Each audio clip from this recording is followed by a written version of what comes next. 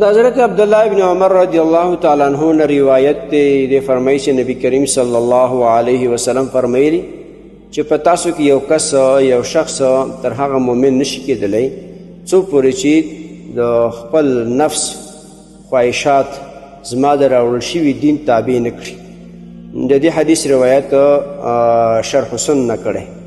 محترم مسلمانان ورونو، محدثین فرمایي چې مطلب د دې حدیث دا دی چې حقیقي ایمان تر هغه وخته پورې نشي حاصلېدلی او د ایمان د برکاتو نه برکات تر هغه ته نشي نصیب کېدلی څو پورې چې انسان د خپل نفس میلانات او دغه غوښتنې ټول د هغه هدایاتو چې نبی علیه الصلاة وسلام بیان کړي د هغې تابع نه کړي، ما تحت نه کړي، دې تر هغه وخته پورې کامل مؤمن نشي جوړېدلی.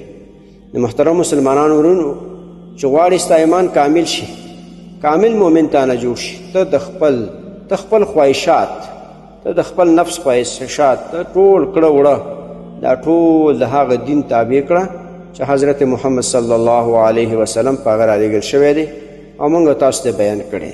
قرآن ضابط حیات دی، قانون اساسی دی، د یو قانون دی د نبی اسلام په ذریعه موږ ته را رسېدلی. به چې موږ تاسو دا په خپل کور کې عملي کړو، په خپل ژوند کې عملي کړو او د نبی اسلام احادیث په خپل کور کې عملي کړو، په خپل ځان عملي کړو، نو هله به موږ تاسو به کامل مؤمنان جوړ شو.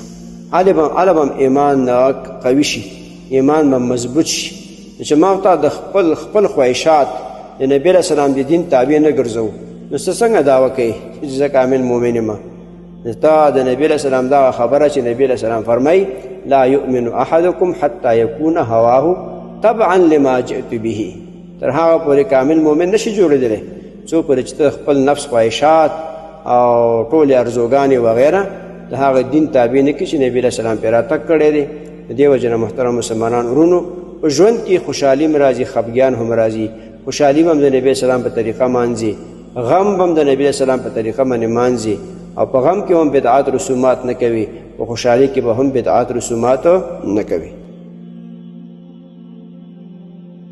محترم مسلمانانو ورونو، تاسو ته چې کوم روزانه د حدیث د مفهوم راځي نو د مهربانۍ او د ثواب له مخې نورو مسلمانانو ته لیږدوئ او شیر کوئ.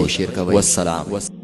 د دیوبندي مسلک حنفي کاروان سټوډیو لخوا وړاندې کیږي.